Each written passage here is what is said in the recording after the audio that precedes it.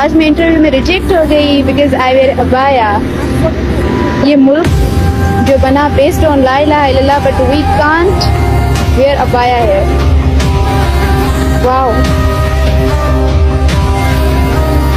گنوا دی اسلاف سے ہم نے جو میراث پائی تھی، ثریا سے زمین پہ آسمان نے ہم کو دے مارا.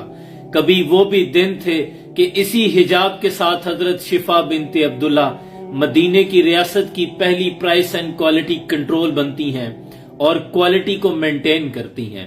کبھی وہ بھی دن تھے کہ اسی حجاب کے ساتھ ام المومنین حضرت جویریہ رضی اللہ تعالی عنہا اصحاب صفہ کو سرجری پڑھایا کرتی تھی. کبھی وہ بھی دن تھے اسی حجاب کے ساتھ ام درداء الصغریٰ دمشق کی جامع مسجد میں احادیث پڑھایا کرتی تھی اور ان کے شاگردوں میں امام احمد بن حنبل پڑھا کرتے تھے. وہ بھی تو دن تھے کہ حضرت عثمان غنی کے کہنے پر حضرت حفصہ رضی اللہ تعالی عنہا نے اسی حجاب کے ساتھ قرآن کی حفاظت کی ذمہ داری اور اس کو جمع کرنے کا فریضہ سر انجام دیا تھا. دکھا دے منظر تصور وہ صبح و شام تو، ذرا دوڑ پیچھے کی طرف اے گردش ایام تو. وہ بھی دن تھے اسی حجاب کو پہن کر حضرت خولہ بنت ازور جب میدان جنگ میں اترتی تھی تو دشمنوں کی صفوں کو چیرتی ہوئی برق رفتاری سے گزر جاتی تھی. جب خالد ابن ولید کی زوجہ میدان جنگ میں اتر آتی تھی. یہی حجاب ہماری روایات اور ہماری حیا کی چادر، ہماری پہچان ہوا کرتی تھی. لیکن آج فتنوں کا دور ہے کہ اسی اسلامی جمہوریہ پاکستان میں ایک مجبور بیٹی اپنے گھر کو چلانے کے لیے بھی نوکری نہیں کر سکتی اور دوسری طرف سوشل میڈیا پر کوئی بیٹی اپنی زیب و زینت، اپنی حیا کو تار تار کر دیتی ہے تو کئی ڈالر کما لیتی ہے. میری بہن، یہ فتنوں کا دور ہے، دل برداشتہ مت ہونا. آج کے دور میں ایک سنت کو زندہ رکھنا 100 شہیدوں کے برابر ثواب ہے. 100 شہیدوں کا ثواب اسی لیے کہا گیا کیونکہ شہید تو صرف ایک بار مرتا ہے.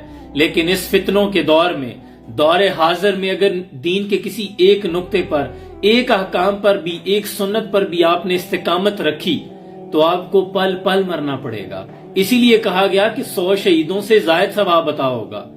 دل برداشتہ نہ ہونا، یہ دنیا تیرے لیول کی جگہ نہیں ہے. Just imagine for while a moment جب میدان حشر سجا ہوگا اور تمہارا رب وما کان ربک نسیا، تمہارا رب نہیں بھولتا. اس روز کیا عالم ہوگا جب تمام انبیاء بھی کھڑے ہوں گے اور تمام مخلوقات کھڑی ہوں گی تو اچانک حکم ہوگا کہ تمام کے تمام اپنی نظریں جھکا لیں. فاطمہ بنت رسول محمد صلی اللہ علیہ وسلم گزر رہی ہیں.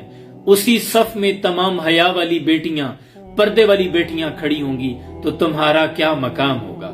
باپ پردہ رہو ثانیہ زہرا کی کنیزو، تم سے تو کسی شمر نے چادر نہیں چھینی. تمہارا لیول کچھ اور ہے. تمہیں اس نقطے پر، اس استقامت پر میں سلام پیش کرتا ہوں کہ تم نے اس دنیا کو بتانا ہے کہ اپنے معیار سے نیچے تو میں آنے سے رہا، شیر بھوکا سہی پر گھاس تو کھانے سے رہا. میں کیسے چھوڑ دوں، آخر حیا کوئی روایت تو نہیں.